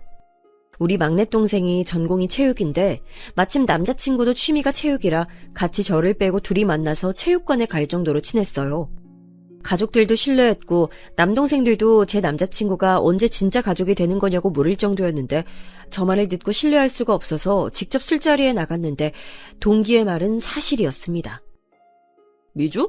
당연히 좋지. 근데 더 좋은 건 걔네 집안 돈이지. 돈 보고 결혼하는 게 나쁜 건 아니잖아? 나 이제 부자야. 우리 엄마는 벌써 뭐하고 살지 신났더라. 술에 취해 얼굴은 벌게진 채로 우리 집 재산이 최고라고 떠드는 남자친구를 보고 참을 수가 없었어요. 당장 들어가서 육두문자를 내뱉으며 헤어지자고 하고 집으로 돌아오는데 너무 괘씸하고 원망스럽더라고요. 상황이 믿기지 않아 눈물도 나오지 않았는데 다음날 엄마가 둘이 여행 안 가냐고 묻는 말에 무너져서 얼마나 울었는지 모릅니다. 그 남자친구는 우리 집에 찾아오고 동생들을 찾아가고 엄마 회사에도 나와서 자기가 다 잘못했다고 무릎 꿇고 빌며 사정했는데 눈도 깜빡하지 않았어요. 이미 정이 떼질 대로 떼진 저는 그때는 제 인생의 결혼은 당연하고 남자도 없다고 생각했습니다. 아무도 믿을 수 없었고 그냥 결혼하고 싶지 않았어요. 그런 제게 엄마는 머리도 식힐 겸 여행을 혼자 다녀오라고 하셨는데 저도 마침 회사 일에 몰두하느라 모든 게 지쳐서 엄마 말대로 유럽으로 여행을 가게 됐습니다. 혼자 떠난 여행이라 설렘과 두려움을 안고 나섰는데 운명처럼 거기서 지금의 남편을 만나게 됐죠. 절대 결혼은 없다고 연애도 하지 않을 거라고 술에 취해 가족들 앞에서 내뱉었던 게 얼마 되지도 않았는데 지금 생각해도 웃기네요. 여행하다 우연히 만났던 남자친구는 저보다 2살 어렸는데 대학을 졸업하고 본격적으로 취업하기 전에 여행을 왔다고 했습니다. 첫 만남이라 그랬던 건지 평생 엮일 거라 당연히 생각하지 않고 저에게 일어났던 어이없는 결혼 파투를 얘기하니 자기 일처럼 진지하게 들어주는 모습에 안정감을 느꼈어요. 그리고 그렇게 인연이 끝난 줄 알았는데 돌아오는 비행기에서 마주치고 서로 놀라서 한국 오는 비행기에서 얼마나 둘이 많은 얘기를 했는지 모릅니다. 한국에 도착하고 서로 연락처를 교환하고 몇 번 더 만났는데 그렇게 진지하게 연인 관계로 발전하게 됐어요. 사실 연애를 시작할 때까지만 해도 당한 게 있어서 결혼 생각은 하지 않았는데 2년째 사귀다 보니 진지하게 결혼 생각이 들었습니다. 처음 만났을 때부터 한결같고 다정하고 무엇보다 우리 집 재산에 전혀 관심이 많지 않은 모습을 보니 이 사람이라고 느끼게 됐어요. 엄마에게 고민을 털어놓으니 엄마는 한번 일단 데리고 오라고 하셔서 데려왔더니 저보다 엄마가 더 제 결혼에 진심이 되었습니다. 아니, 생긴 것도 그렇고 생각이 깊은 것도 그렇고 딱 내가 원하던 사이야. 엄마는 대놓고 제 남자친구를 마음에 들어 하셨고 아버지도 남동생들도 다 환영하는 분위기였어요. 그렇게 저는 예비 시댁에 방문하게 됐는데 사실 처음 갔을 때 깜짝 놀랐습니다. 왜냐하면 평소에 남자친구가 말하지 않아 몰랐는데 시댁은 가정 형편이 그렇게 좋은 편은 아니었어요. 찢어지게 가난하지는 않아도 여유롭게 살고 있진 않았는데 그래도 제가 인사 온다고 하니까 시어머니가 상다리 부러지도록 음식을 많이 준비해 주셨습니다. 남자친구는 아버지가 일찍 돌아가셔서 홀어머니라고 했는데 이 얘기를 주변에 하니까 홀시모는 안 된다고 제가 고생할 거라며 결혼을 말리는 지인들이 대다수였어요. 하지만 저는 직접 만나보고 결정하고 싶어서 인사를 갔더니 걱정과는 달리 시어머니는 저를 아주 따뜻하게 맞아주셨습니다. 이렇게 부족한 집에 인사를 오다니 내가 오히려 고마워요. 아니에요, 어머님. 너무 맛있어요. 맛있다니 다행이에요. 많이 들어요? 시어머니는 아들 여자친구인 저에게 어찌나 예의 바르고 다정하게 대해주시던지 남자친구가 누구를 보고 배웠나 했더니 바로 시어머니의 인성 자체가 너무 훌륭하셨어요. 물론 그게 꾸며진 모습일 수도 있지만 시어머니의 표정과 눈빛을 보면 여러분도 저처럼 안심하고 이런 집안과 결혼하고 싶다고 하실 거랍니다. 집에는 남동생의 유일한 동생인 시동생도 있었는데 저는 남동생만 2명이라 어색하지 않게 대했더니 금방 낯가림이 사라졌어요. 그리고 시어머니는 첫 만남에 제 손을 꼭 잡고 말씀하셨습니다.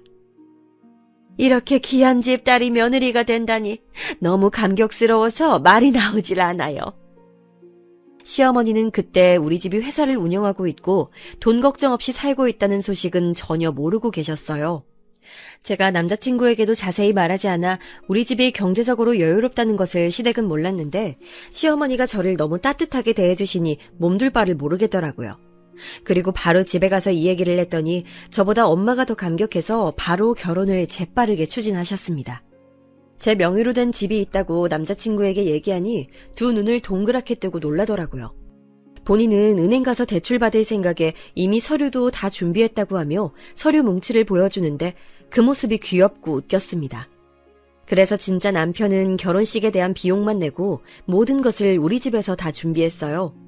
상견례 자리에서도 서로 자식들을 칭찬하고 웃느라 분위기가 매우 좋았는데 평소에 말이 많지 않은 아버지도 환하게 웃을 정도였습니다.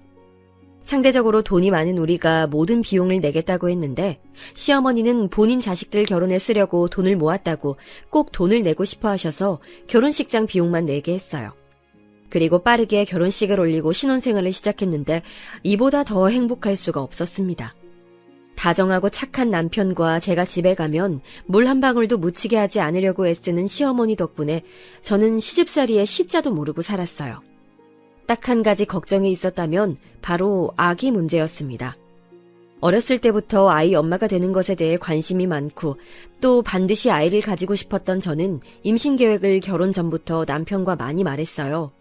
그런데 생각보다 아이가 빠르게 찾아오지 않아 얼마나 걱정했는지 모릅니다. 심지어 저보다 1년이나 더 늦게 결혼한 친구가 먼저 아이를 가지는 것을 보고 차마 축하도 하지 못해서 혼자 울기도 많이 울었어요. 평생을 평범하게 살아와서 아이도 당연히 다른 사람들처럼 쉽게 가지겠지 생각했는데 그러지 않았죠. 둘째가 제가 결혼하고 1년 뒤쯤 결혼했는데 심지어 올케가 혼전 임신으로 결혼해서 제 자식보다 조카가 먼저 태어났는데 당연히 축하하면서도 한편으론 씁쓸한 마음이 가득했습니다. 병원에 가서 검사를 해봐도 보통 이런 경우 남편이나 아내 쪽에 문제가 있다던데 우리 부부는 특이하게 딱히 둘의 몸에 이상이 있지도 않았어요. 심지어 의사 선생님이 아직 부부 나이가 젊으니까 바로 시험관에 들어가지 말고 자연임신을 시도하자고 하셨을 정도로 멀쩡했으나 아이는 쉽게 오지 않았습니다. 오죽하면 제 조카인데도 보면 씁쓸하고 조카를 본 날은 매번 집에서 우니까 나중엔 일부러 가지 않기도 했어요.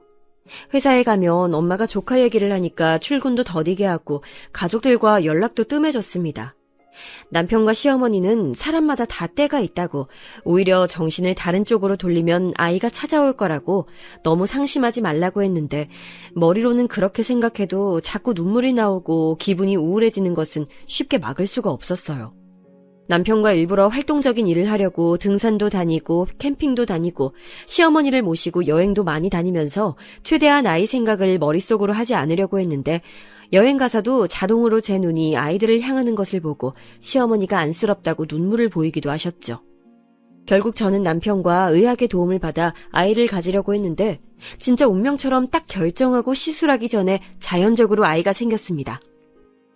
믿기지 않아 남편하고 의사 선생님에게 10번도 넘게 물어봤더니 우리 부부가 워낙 오래 다녀서 사정을 알고 계시던 선생님께서 너무 축하한다고 재차 확인해 주셨어요. 진짜 온몸에 소름이 돋고 기뻐서 눈물을 흘린다는 게 어떤 일인지 알게 되는 순간이었습니다. 매번 상상 속에서만 상상하던 일이 현실로 일어나니 볼을 계속 꼬집고 남편과 저는 서로에게 진짜냐고 물으며 얼떨떨했어요. 오죽하면 그날 운전해서 병원에 갔었는데 둘 다 심장이 너무 뛰어서 대리기사를 불러 집에 갈 정도였습니다. 제가 이 얘기를 주변에 하면 다들 그렇게 놀랄 일이냐는데 이건 아이가 쉽게 생긴 분들은 절대 이해하지 못할 감정이에요.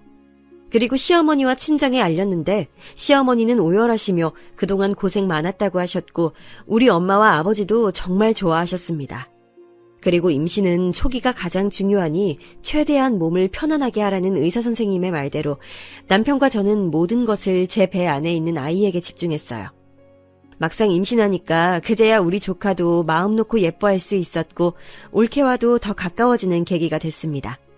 혹시라도 유산의 가능성이 있으니 그냥 길거리를 걸을 때도 아주 조심스럽게 걸었고 먹는 것도 철저하게 임산부에게 좋지 않은 음식 목록을 다 뽑아 아예 부엌에 붙여놓을 정도였어요.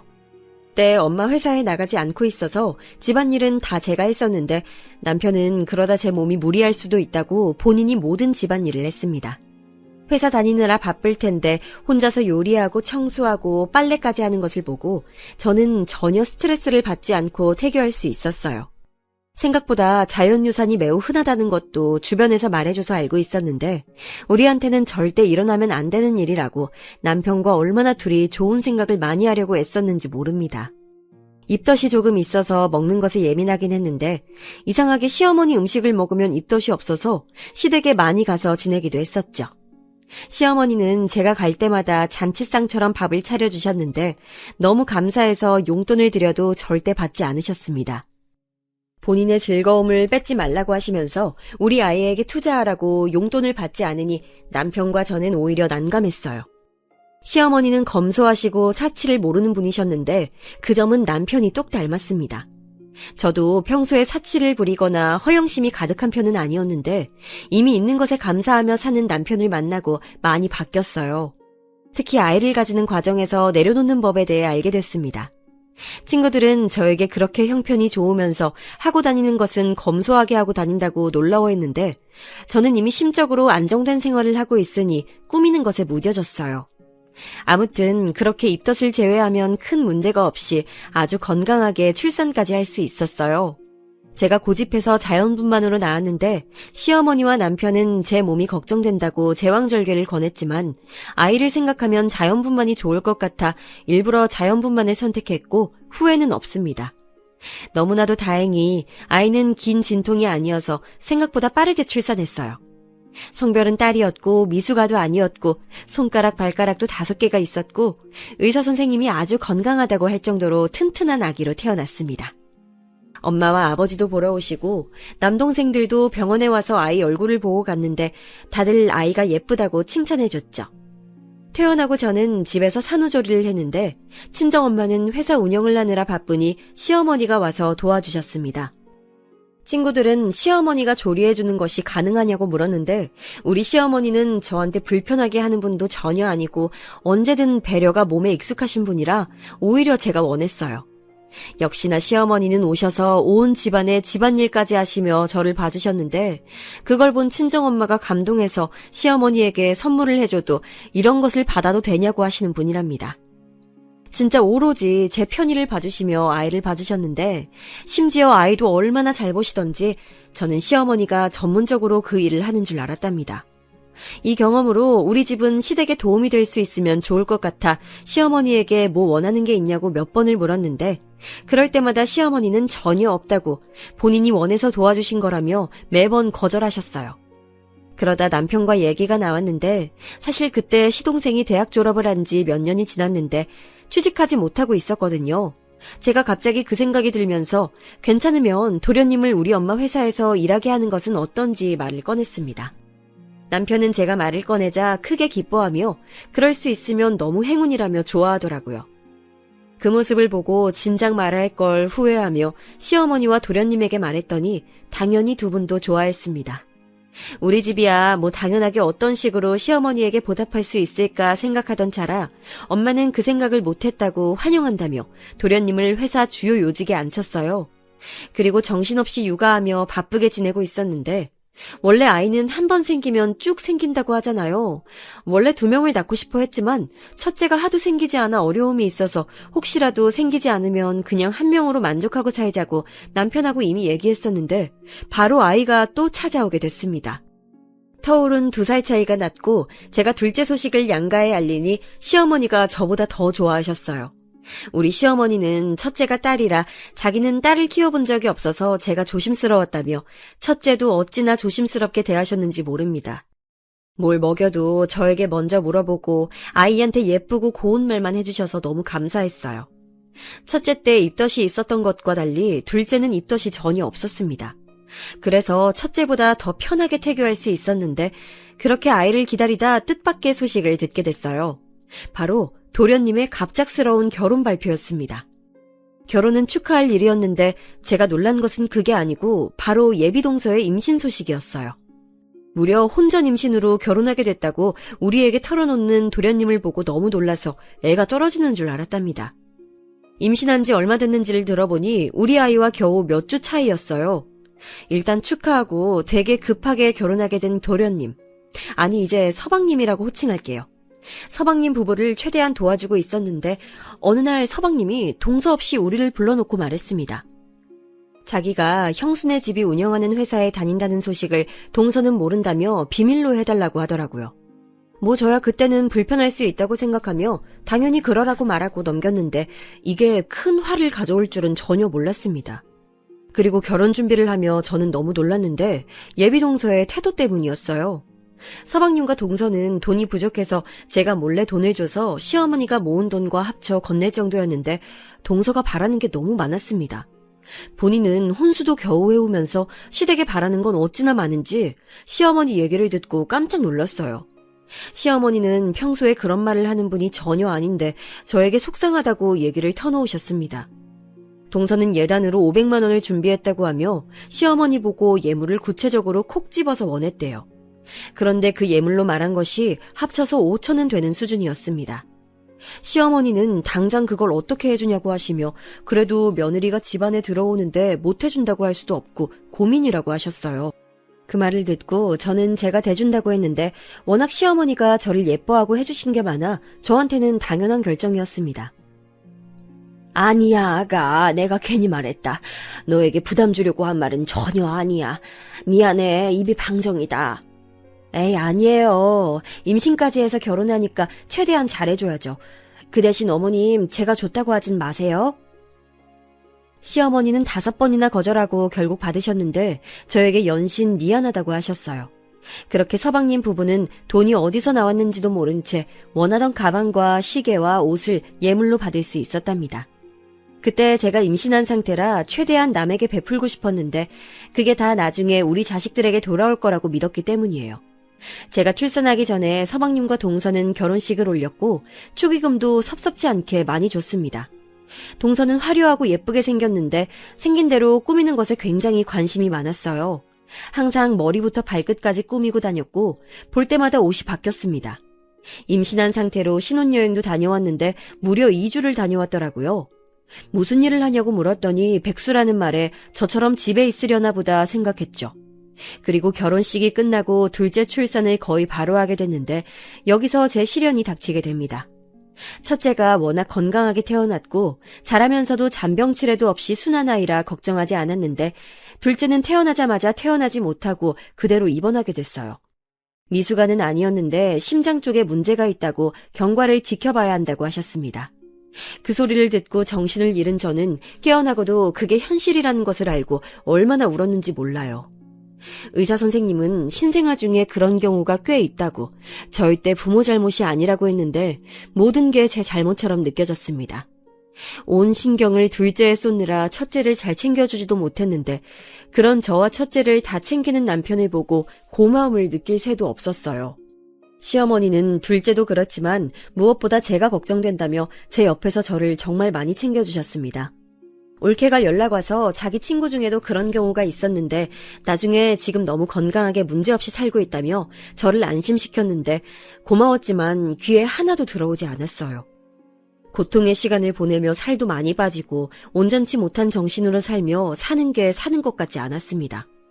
제가 지옥 속에 빠져있는 동안 동서도 출산하게 됐는데 동서 아기는 너무나도 건강하게 태어나서 이미 퇴원하고 조리원에 있다는 소리를 듣고 축하하는 마음이 들면서 왜 우리 아가는 저러지 못하는 건지 얼마나 자책했는지 몰라요. 생각하기도 싫은 그 기간이 지나고 둘째도 퇴원하게 됐는데 아이가 아프니까 저한테 최우선은 다른 것도 아니고 무엇보다 우리 아이들의 건강이었습니다. 그래서 특히 아이들이 어릴 때는 최대한 바깥 음식을 먹이지 않고 모든 음식을 제가 만들었어요. 무엇보다 먹는 것이 중요하니까 간식도 유기농으로 만들고 아이들 건강에 많은 신경을 썼습니다. 그도 그럴 것이 둘째가 병원에 정기적으로 가야 하니까 더 그랬어요. 아이들을 키우며 저는 동서와 가깝게 지내게 됐는데 아무래도 동서 자식과 우리 둘째가 동갑이고 개월수도 비슷하니 말이 통하는 게 많았습니다. 그런데 어릴 때는 그래도 괜찮았는데 아이들이 크면서 불편한 상황들이 지속됐어요.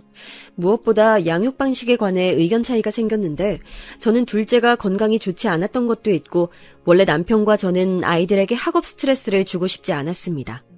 아이들이 건강하고 바른 정신으로 자라면 그것보다 좋은 게 뭐가 있냐는 주의여서 어릴 때부터 공부에 대한 부담을 주고 싶지 않았어요.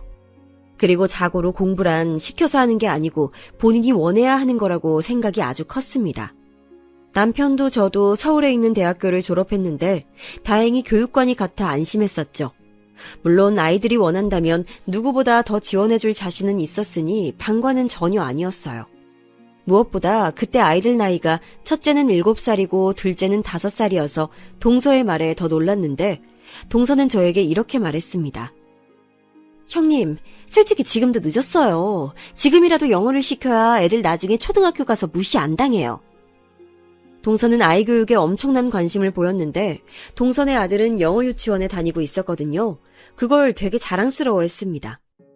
제가 듣기론 아이 교육에 너무 돈을 많이 써서 서방님이 회사에서 연봉 협상을 할 때도 과하게 요구한다고 엄마한테 이미 들은 게 있었거든요. 아이 교육에 관심이 많은 거는 본인 생각이고 각자 다른 주관을 가지고 있으니 상관없었는데 자꾸 우리 아이들도 자기 아들처럼 그래야 한다고 하니까 점점 불편해졌습니다. 말을 아무리 돌려도 동서는 고집스럽게 자기의 교육관이 정답이라고 둘째를 영어 유치원에 보내라고 얼굴을 볼 때마다 말해서 옆에 있던 시어머니가 말릴 정도였어요. 아이들이 건강한 게 최고라고 시어머니는 동서가 그럴 때마다 옆에서 말렸는데 나중에 동서는 제가 하도 아이들 교육에 많은 투자를 하지 않으니 우리 집이 가난해서 그렇다고 생각하더라고요.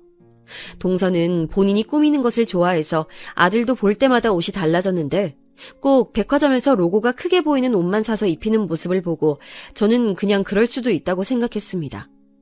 본인의 취향이고 대문짝만한 로고가 보이는 게 아무래도 남의 시선에서는 더 잘 보이니까 동서가 그걸 원하나 보다 생각했는데 자꾸 동서는 우리 딸들 옷에 관심을 가졌어요. 제가 아이들 교육에 관심이 없다고 하고 다니는 행색에 관심이 없던 것은 아니라 나름 또 성별이 딸들이니까 신경 써서 수입 의류를 주로 입혔거든요. 유치원을 다니며 친구들과 옷이 겹치는 것을 원하지 않아 수입까지 해서 입힐 정도로 신경 썼는데 제 취향 자체가 로고가 크게 가슴팍에 박혀있는 옷을 선호하지 않아서 그런 옷은 입히지 않았습니다. 그런데 동서는 본인이 보지 못하던 옷이고 백화점에도 들어온 브랜드가 아니라 제가 어디 시장 바닥에서 떨이로 판매하는 옷들을 입힌다고 생각하더라고요. 처음엔 저도 발끈해서 이거 비싼 거라고 말했는데 나중에는 말해도 모르는 사람에게 말해서 뭐하나 싶더라고요. 유명한 한국 속담 아시죠? 똥이 무서워서 피하냐, 더러워서 피하지. 그 말처럼 저는 그냥 제가 동서를 안 보는 게 마음 편해서 점점 거리를 두었는데 그래도 가족이라 1년에 적어도 3번은 만나게 되더라고요. 또 동서가 불편한 거지 시어머니는 저에게 여전히 너무 잘해주시고 계셨고 제가 둘을 키우니 걱정된다며 집에 와서 봐주기도 하셨어요. 둘째랑 병원에 갈 때도 첫째를 봐주시고, 반대로 제가 첫째 행사에 가야 한다면 당신이 직접 둘째를 데리고 병원에 가셨죠. 여전히 용돈은 거절하셔서 제가 보답하는 방법은 오로지 얼굴을 자주 보러 방문하는 거였습니다. 시어머니는 아들 둘이 다 결혼해서 나가 사는데 남편도 없으니 확실히 서방님이 결혼하시고 외로움을 좀 타셨어요. 그래서 일부러 남편이 출근하고 아이들도 유치원에 가면 혼자 시댁에 가서 어머님과 놀다 오기도 했답니다. 그런데 동서 아들도 시어머니가 시간 날 때마다 봐주시니 동서도 시댁에 자주 왔어요. 그래서 아무리 피해도 자꾸 마주치는 사이였죠. 그냥 한 귀로 듣고 한 귀로 흘리며 무시하고 지내고 있었는데 한 가지 걸렸던 것은 동서가 너무 시어머니에게 육아를 강요하는 거였어요. 워낙 인품이 좋으시고 또 아이들에게 건강한 것만 먹이는 시어머니라 저도 의지를 많이 하긴 했지만 동서는 그게 지나쳤습니다. 본인 아들을 시어머니에게 봐달라고 하고 맡기고 자기는 백화점에 가서 쇼핑하고 오는데 심지어 선물도 하나 사오지 않더라고요. 그냥 좋은 게 좋은 거지 생각하다 저도 모르게 언제는 말이 나와 다툼을 한 적도 있습니다. 형님이 뭔데 저한테 그러세요? 어머님도 가만히 있는데 왜 형님이 그러세요? 지금 어머님 대신 저 시집살이 시켜요? 뭐? 무슨 말을 그렇게 해. 난 어머님이 종일 봐주시니까 뭐 과일이라도 사오는 게 예의라는 거잖아. 그걸 왜 형님이 뭐라고 하냐고요. 어머님도 가만히 계시는데. 그래, 내가 미안하다, 미안해. 그냥 저는 좋게 동서에게 이렇게 주말에 종일 맡길 거면 사과라도 한 봉지 사오는 게 좋지 않냐고 웃으면서 물어본 건데 저렇게 싸납게 나오니 할 말이 없더라고요. 시어머니가 중간에서 난감해하는 모습을 보며 겨우 꾹 참고 집에 와서 남편에게 얼마나 욕했는지 모릅니다. 그런데 동서는 한술 더 떠서 저에게 문자까지 보내며 뭐라 하더라고요. 형님이 뭔데 자기한테 그러는지 모르겠다고 시누이도 아니고 같은 며느리 입장인데 왜 그러냐고 따지는 문자를 보고 기가 막혀 그때 한 2년 동안 동서를 보지 않았습니다. 시어머니도 동서가 저에게 소리 지르며 뭐라 하던 모습을 기억하고 동서가 있으면 시어머니 집에 가지 않는 저를 이해해 주셨어요. 그래서 명절 때도 서로 겹치지 않게 서로 남편을 통해서 일정을 조율하고 시어머니 생신도 따로 챙겼습니다. 저는 잘못한 게 없으니 당당했는데 동서도 똑같이 생각하더라고요. 저일 뿐만이 아니고 평소에 우리 아이들 교육이나 발달 과정에 대해서도 워낙 참견을 많이 해서 2년 동안 얼마나 편했는지 모릅니다. 2년이 지나고 화해 아닌 화해를 둘이 하게 됐는데 시어머니가 제게 부탁하며 말씀하시기도 했고 무엇보다 우리 가족에게 아주 기쁜 일이 생겨 좋은 마음으로 제가 먼저 다가가게 됐어요. 기쁜 일이 무엇이냐면 그때 마침 우리 둘째가 큰 수술을 해야 했는데 그게 성공적으로 끝나게 됐다는 소리였습니다. 예전처럼 한 달에 한 번씩 경과를 보지 않아도 되고 이제 1년에 한 번만 오라는 의사의 말을 듣고 너무 기뻐서 그 자리에서 둘째를 안고 엉엉 울어버렸어요. 저도 저지만 무엇보다 우리 둘째가 병원에 다니고 또 친구들과 마음 놓고 놀지도 못하는 모습을 보며 마음이 아파서 몰래 새벽에 울었던 날이 한두 번이 아니라 그때의 기분은 말로 설명하지 못합니다. 하늘을 날 수 있다고 해도 그날의 기분을 이길 수는 없을 것 같아요. 물론 완치는 아니고 경과를 지켜봐야 한다고 했는데 그래도 적어도 예전처럼 노심초사하지 않아도 된다는 소리를 듣고 집에서 파티만 3번을 했을 정도로 우리 가족에겐 뜻깊은 일이었어요. 그래서 그때는 너무 기분이 좋아 시어머니의 조심스러운 부탁에 제가 먼저 동서에게 전화를 걸어 이제 예전처럼 같이 얼굴도 보고 하자는 말을 했더니 동서도 알겠다고 하더라고요. 그리 반기지 않는 말투였지만 신경도 쓰이지 않았고 그렇게 다시 교류하게 됐는데 그 뒤로는 한동안은 잠잠했습니다. 그리고 저도 자식들이 둘 다 초등학교에 가고 고학년이 되면서 시간이 많이 생겨서 다시 회사에 많이 출근하기 시작했어요. 그동안 아이들을 키우면서도 재택으로 그리고 종종 나가서 일했었는데 이제 완전히 출근하며 회사 일을 다시 하니까 그동안 엄마로서 살다 사회생활을 하니 즐겁더라고요. 그래서 출근해서는 열심히 일하고 퇴근해서는 엄마의 역할을 하며 아주 즐겁게 지내고 있었답니다. 그러다 사건이 하나 터지게 됐는데 이게 오늘 사연의 하이라이트예요. 이걸 설명하기 전에 우리 둘째에 대해 조금 더 설명하자면 둘째는 큰 수술이 경과도 아주 좋으니 이제 특별한 경우가 아니라면 병원에 검사를 오지 않아도 된다는 행복한 소식을 듣게 됐어요. 그리고 어릴 때 아파서 친구들과 자주 놀지 못했는데 그럴 때마다 아이는 혼자 책을 되게 많이 읽고 언니인 첫째랑 많은 시간을 보냈어요. 그러면서 자연스럽게 습득하는 지식도 많았고 언니와 종일 붙어 있으니 선행학습까지 하게 됐는데 저와 남편의 생각보다 둘째는 많이 똑똑했습니다. 학부모 상담에 가면 선생님들이 저에게 아이가 공부를 잘하니 진지하게 영재학원을 보내라고 하셨죠. 남편과 저는 공부를 잘한다는 말에 당연히 기분은 좋았는데 그러면서도 한편으로는 아이가 평범하게 자라길 바라는 마음도 있었습니다. 이게 무슨 소리야 할 수도 있는데 아픈 아이를 둔 부모님들은 제 말이 무슨 뜻인지 아실 거예요. 평범하게 자라는 것도 복이라고 생각하던 차라 무엇보다 아이의 의견이 중요하다고 생각해서 둘째에게 조심스럽게 물어봤더니 자기는 공부가 좋다고 하더라고요. 그 말에 남편과 저는 딸에게 하기 싫으면 언제든지 그만두어도 된다고 하며 수준 높은 학원에 보내며 아이를 키우고 있었는데 남편도 그렇고 저도 그렇고 이런 얘기를 어디 가서 하는 편이 아니에요. 그래서 아이가 공부를 잘해서 영재학원에 다닌다는 소식은 시어머니도 우리 친정엄마도 모르고 있었습니다. 저는 그냥 노파심에 언제라도 그만둘 수 있으니 말하지 않는 게 낫다고 생각해서 그랬던 거였어요. 그러다 사건이 하나 터졌는데 바로 우리 딸이 경시대회에 나가 1등을 하게 됐습니다. 그런데 우리 부부는 전혀 몰랐는데 동서 아들도 그 대회에 참가했었더라고요. 처음 나간 대회에서 우리 딸이 당당히 1등을 하니 너무 기분이 좋았는데 누가 갑자기 제 앞을 가로막아 놀라서 봤더니 바로 동서였어요. 형님, 예빈이 언제부터 이런 대회에 나왔어요? 동서, 인사도 없이 깜짝 놀랐네. 우리 딸 대회는 이번이 처음이야. 예빈이가 그렇게 공부를 잘했나요? 전혀 몰랐어요. 소리 소문도 없이 아무도 몰래 준비했나 보네요? 무슨 말을 그렇게 해? 우리 딸 공부 잘해. 그러니까 상도 탄 거지. 인사도 없이 우리 둘째를 노려보며 말하는 동서를 보고 기분이 나빠 그대로 자리를 피했습니다. 그 뒤로 동서의 견제는 계속됐는데 나가는 대회마다 동서 아들은 한 번도 입상하지 못했어요. 그 모습을 보고 남편은 그렇게 서방님 월급을 쏟아부어도 안 되는 것은 안 되는 거라며 안타까워했죠. 최종적으로 과학고 모집에서 우리 딸만 붙고 동서 아들은 떨어졌는데 그 계기로 동서는 우리 둘째만 보면 얼굴을 보고 악담을 퍼부을 정도로 싫어했습니다. 그리고 노골적으로 무시하는 모습에 기가 막혀 그냥 제가 피하게 됐는데 그러다 사건이 최종적으로 터지게 됐어요. 둘째의 생일과 과학고 입학 축하 기념으로 시댁에서 같이 식사하게 됐는데 하필 그때가 음력으로 생일을 세는 시어머니의 생신과도 기간이 겹쳐 서방님과 동서도 오는 날이었습니다. 그래도 시어머니 앞인데 설마 그러겠어 하는 마음에 갔는데 우리가 인사해도 모른 척하고 쌩하게 지나가는 동서 모습을 보고 남편과 저는 서로 눈빛을 교환했죠.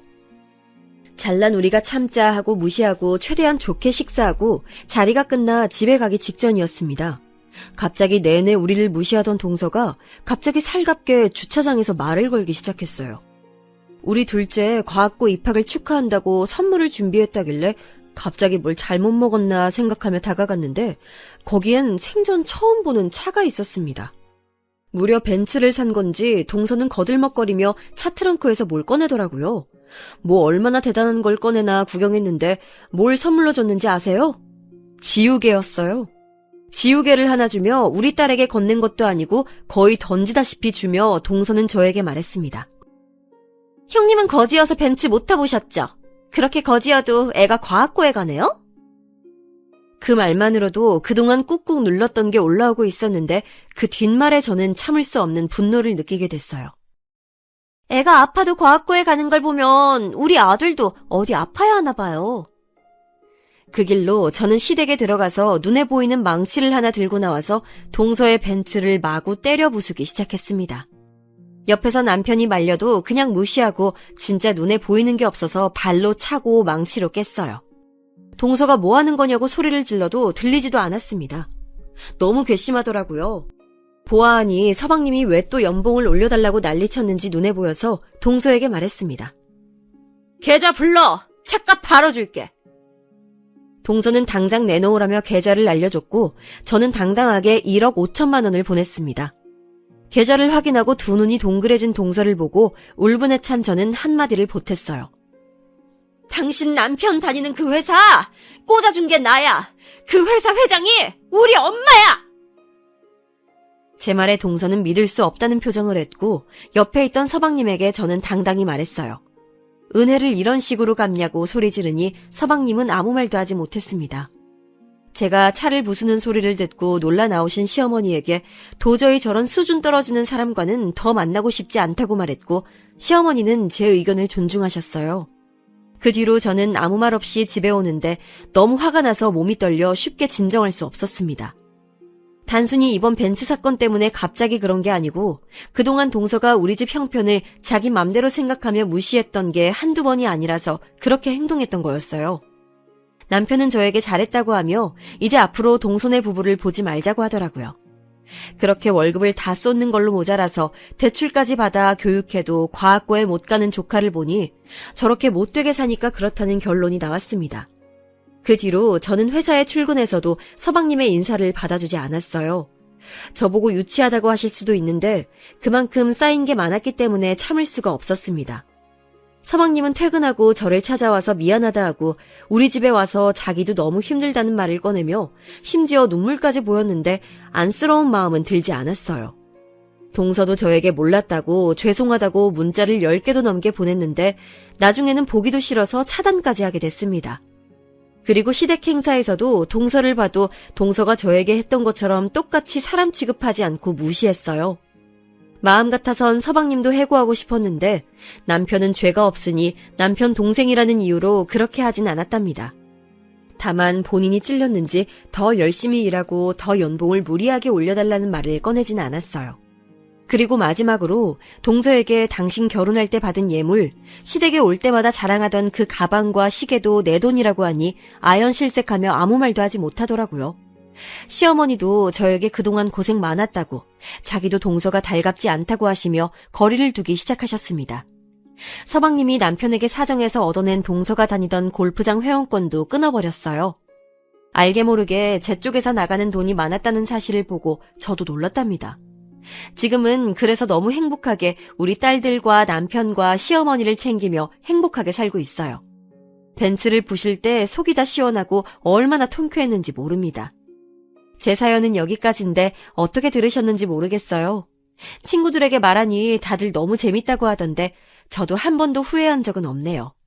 앞으로도 쭉 발 뻗고 잘 수 있을 것 같습니다. 들어주셔서 진심으로 감사합니다. 가족들과 행복한 나날 보내시길 바랄게요.